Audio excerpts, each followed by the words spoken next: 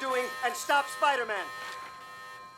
Let me guess. He died? So if you've seen the trailers, we could expect that Miles was going to cross paths with obscure villain The Spot. That's not funny. And an extremely angry Oscar Isaac as the Spider-Man of 2099, Miguel O'Hara. I'm Spider-Man. I need you to come with me. Who the heck are you? I just told you that, listen. It should be simple enough. When Dr. Jonathan Owen booted up the Super Collider, he brought a spider in from another universe. That was the spider that would eventually bite Miles, granting him his amazing abilities. Hey. This is why that spider was glitching out when we first saw it. When Miles stopped the Kingpin from using the Collider in the last movie, the resulting explosion gave the Spot his powers, transforming him into the human-Dalmatian hybrid we all know and love. Unfortunately, he doesn't love it. You know, I can't really get a job anywhere anymore being like this, so I've turned to a life of crime. Okay. Miles, Are you trying mira, eso es imposible. Now that we know the spider that bit Miles came from another universe, we also know that he was never meant to become Spider-Man on his own Earth. Watch and learn, kid. I'll quiz you later. This means that, like every unexpected child, he's a beautiful accident. Unfortunately, Miguel O'Hara only sees the accident part, as Miles getting powers directly resulted in the death of his world's Spider-Man. You'd think that considering the Spot is from Miles' universe and he's the cause of all the multiversal shenanigans in these movies, he'd bring him onto the team, right? Well, you'd be wrong. See, there's a series of constants across every universe referred to as canon events. These are events for each Spider-Person that absolutely have to happen. Every Spider-Person has to have their Uncle Ben moment, losing someone they love kickstarting their hero's journey. Additionally, if they have a love interest with a police captain for a father, they've got to die too. They even use the death of Captain Stacy in the original comics to hammer this point home. Wait, don't we know someone with a Captain Stacy for a dad? We'll get back to that in a bit.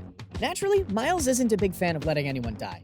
He goes out of his way to save everyone he can, even if doing so would prevent a canon event from occurring. Miguel isn't a big fan of this, resulting in the epic chase scene from the trailers that launched 1,000 Easter egg articles.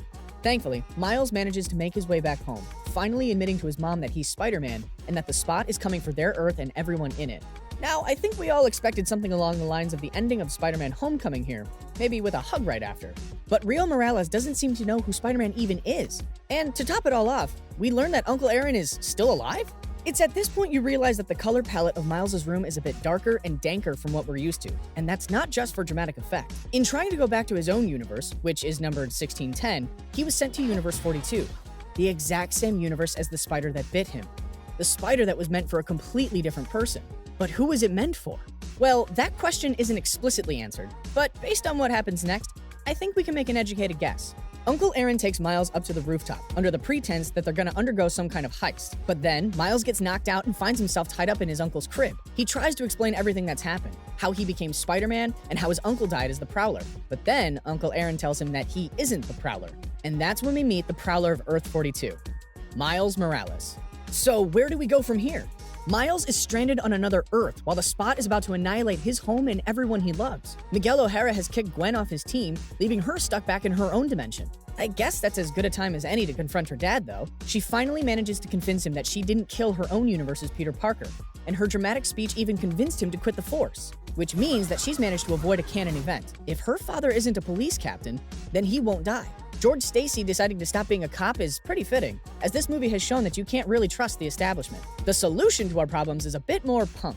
Everyone's favorite fashionable anarchist Spider-Punk has left a gift for our dear Gwanda, a bootleg multiversal travel watch that she can use to assemble a team of web warriors to save Miles. Along with Spider-Punk, she recruits Peter B. Parker and his adorable daughter Mayday, Pavitia Pravakar, Spider-Bite, along with all of our favorites from the last movie. This means we're getting the much-needed dosage of Nicolas Cage's Spider-Man Noir that this movie was missing. Wherever I go, the wind follows. Maybe we'll learn what happened when he introduced the awe-inspiring Technicolor Rubik's Cube to his monochrome home. What little we know about Earth 42 is as follows. There's no Spider-Man, leaving this Earth's New York a crime-ridden dystopia. We know that crime is run by the Sinister Six cartel, meaning we could see a brand new Sinister Six on this Earth. It would make sense, seeing as we're gonna have a whole new Spider team saving Miles at some point. Everyone needs a dance partner. We can also see that J. Jonah Jameson is constant throughout the multiverse, as he's reporting on their criminal activities. It would be such a fun twist if he was the one running the cartel. Everyone's always wanted to see Spidey punch JJ at least once, and it would be totally justified here. Jefferson Davis is dead, meaning we're definitely going to see a new, more depressing side to this version of Miles' home life. This Earth's version of Rio Morales already hinted at that when she specified that she has to take care of her and Miles. Paying rent as a single mom in Brooklyn cannot be cheap. and we could see that Uncle Aaron was aware of that and was probably helping pay the bills with his criminal earnings. This does bring into question if this version of Rio knows if her son is the Prowler or not. My money's on no, as a big part of the next movie will be delving into the parallels between both versions of Miles. Speaking of which, Miles Morales of Earth-42 is the Prowler. We're definitely going to get a cracked mirror version of this Miles' origin in Beyond the Spider-Verse. I expect the next movie to open with Prowler Miles telling the audience, "Let's do this one last time," followed by his entire life story and where it all falls apart with the death of his father. We'll probably see where he was supposed to get bitten by the spider before it got sucked into another dimension, dooming his universe as a whole. I've got a feeling this Miles didn't even win the lottery to get into Brooklyn Vision's academy. Luck just doesn't seem to be on his side in this timeline. So, in Marvel movie tradition, we learn that our title character will return. We taught him that, right? I didn't teach him that. Miles Morales will return in Beyond the Spider-Verse. The plot for that one seems pretty straightforward. Miles and Miles How many more spider people are there? Save it for Comic-Con. fight and eventually get along, meet up with Gwen's team, hopefully get Miguel to lighten up, and stop the Spot from destroying Miles' Earth. Although, one of the final scenes of Across the Spider-Verse showed the Spot arriving on Miles' world, so they're gonna have to move fast. We're definitely gonna see Miguel unleash his army of web warriors on Miles' home dimension to try and prevent its destruction. A big question is if Miles' dad is gonna survive or not. On one hand, it's pretty much every police captain's destiny to die in the line of duty if they know Spider-Man. On the other hand, Miles does not care about destiny one bit. We saw him spit in the eye of canon events when he saved the police captain of Pavitia Prabhakar's world. And Gwen makes a point that Miles proved to her that anything is possible. This movie expanded on the ideas set in the first movie so much already. We've gotten Spider-Man from the cartoons, Spider-Man from the video games, and we even had Donald Glover show up as the Prowler. It feels like we've seen every possible version of these characters across every medium of artistic expression. Where do we go from here?